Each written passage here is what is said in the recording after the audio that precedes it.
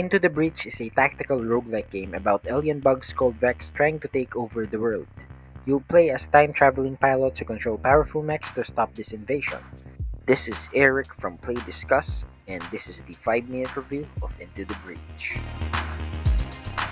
Let's start with the gameplay. Hidden in the simple 8x8 grid look of the game is a tactical depth that will make you think if you are doing the right move or not.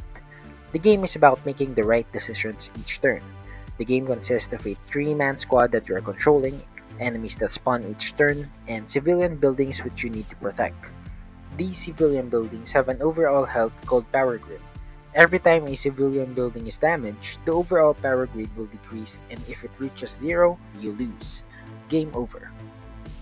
Every turn is like a puzzle on how to prevent monsters from striking their targets, as they always move first and you can somehow see into the future and foresee how they will attack. Deciding on how to do that is the tricky part. Every mech control has different attack patterns depending on the weapons they equip. There are mechs that have weapons that can kill enemies. Some mechs can cancel enemy attacks, some can push or pull their targets to put them out of their positions, or you can also cast a shield to your allies, preventing them from being damaged. There are many more options on how you will proceed, and experimenting on what you can do is fun. There's also an environmental factor that you need to think of, like lightning strikes, lava that melts the ground, acid sprays, and water slides. It really adds more challenge and variety on what can happen during a battle. And unlike most roguelike games, you will not rely on RNG on this one. All damages are absolute, no critical chances, no miss or dodge chance, and things like that. In short, if something bad happens, you only have yourself to blame. I think there's only one exception though. There's a probability that civilian buildings can protect themselves by producing a shield that nullifies the damage they receive. Every run, you control a squad of 3 mechs. The game comes with 8 unlockable squad and each has its own unique mechs. Plus, you have a random and a custom squad option where you can mix and match different mechs from different squads, making the game more interesting.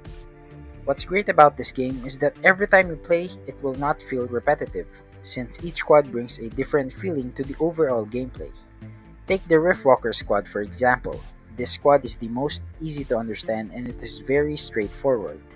Every mech in the squad deals adequate damage and all of their attacks push the enemies forward. They also have good mobility, making positioning in the map easier. On the other hand, a much complicated squad is the Rusting Hulks. Instead of focusing on dealing damage, this squad relies on cancelling enemy attacks and repositioning enemies further from their targets. There are more fascinating squads to look forward to, but it's much better to see for yourself. There are multiple ways to make your squad more stronger every time you clear an island or win a fight. For starters, the pilots that control the mechs can gain experience and valuable skills on the battlefield every time you win, which by the way, these pilots have different skills and can be unlocked by meeting certain requirements. You can also strengthen your squad by spending reputation points after you make it to the end of an island. With it, you can buy everything from new weapons, passive abilities, bonus reactor cores, and you can also heal the overall power grid if needed. Choosing the right upgrade for the battle will surely serve you well and help you defeat your enemies. Into the Breach guarantees a long entertainment, especially if you love fast-paced tactical games that offer quick, satisfying, and addicting gameplay. After finishing the game for the first time, I immediately started a new run as I am very excited unlocking achievements and using new squads. If you're a completionist that loves roguelike games, it's guaranteed that you will have a lot of fun replaying the game over and over again. It has 3 difficulties that you can choose from easy, normal, and hard. Each run brings a new experience as the map layout changes from time to time. The game is difficult, especially in hard difficulty, but these types of games are effective because they are challenging and rewards you with a satisfying victory at the end. Either way, I had fun experiencing all 3 difficulties even though I usually got defeated playing in hard mode. Intertwining time traveling and mechs into one solid game is perhaps the current greatest achievement of subset games.